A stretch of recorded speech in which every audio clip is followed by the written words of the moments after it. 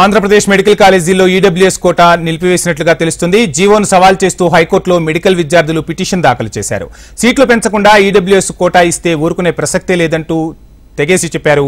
Open category విద్యార్థులు నష్టపోతున్నారని petitioner తరపు lawyer చెప్పుకొచ్చారు. జీవోను నిలిపివేస్తూ ఏపీ హైకోర్టు మధ్యంతర ఉత్తర్వులు జారీ చేసింది. తదుపరి విచారణ 6 వారాలకు వాయిదా వేసింది ధర్మాసనం.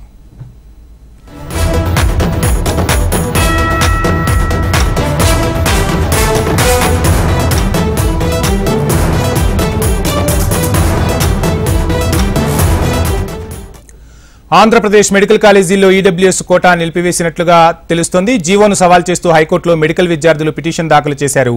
ఇక సీట్లు పెంచకుండా ఈడబ్ల్యూఎస్ కోటా ఇస్తే ఊరుకునే ప్రసక్తి లేదని తెగేసి చెప్తున్నారు. ఓపెన్ కేటగిరీ విద్యార్థులు నష్టపోతారన్న వాదనలైతే వినిపిస్తున్నాయి. ఇదే అంశానికి సంబంధించి ఫుల్ డీటెయిల్స్ మా ప్రతినిధి కాంతి అందిస్తారు. కాంతి.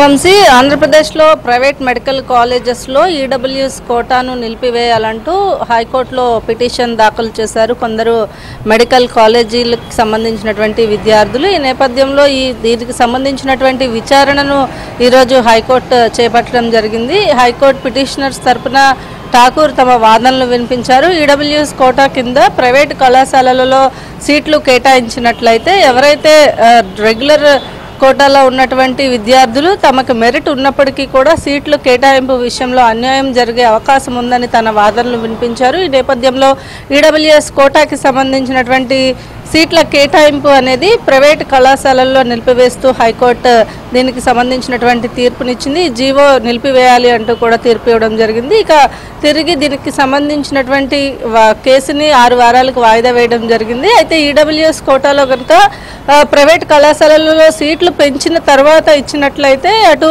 మెరిట్ ఉన్న స్టూడెంట్స్కి కూడా అన్యాయం జరగకుండా ఉంటుంది అనేది పిటిషనర్ తన వాదనలు వినిపించారు. అయితే ఈడబ్ల్యూఎస్ కోటాలో మెడికల్ సీట్లు ఇవ్వడం వల్ల ప్రైవేట్ కాలేజీల్లో కూడా ఉన్నత విద్యను పేద విద్యార్థులు ఏదైతే మిగిలిన అన్ని వర్గాలకి సంబంధించిన వాళ్ళు ఈడబ్ల్యూఎస్ కోటాలో ఉన్నటువంటి వారికి సీట్లు కేటాయించడం వల్ల కొంత ఉన్నత విద్యను అభ్యసించే అవకాశం ఉంటుంది అని చెప్పి భావించి ఈ జీవోని ఇచ్చినట్లుగా తెలుస్తోంది. అయితే ప్రైవేట్ కాలేజెస్లో సీట్ల సంఖ్య పెంచకుండా ఈ జీవో ఇవ్వడం అనేది కరెక్ట్ కాదు అంటూ పిటిషనర్ తన వాదనలు వినిపించారు. ఈ నేపథ్యంలో ఈడబ్ల్యూఎస్ కోటా అనేది రద్దు చేస్తూ ప్రభుత్వంకి సంబంధించినటువంటి ఏదైతే జీవో ఇచ్చిందో జీవోను రద్దు చేస్తూ హైకోర్టు తీర్పునిచ్చింది. Vamsi, thank you Kanthi.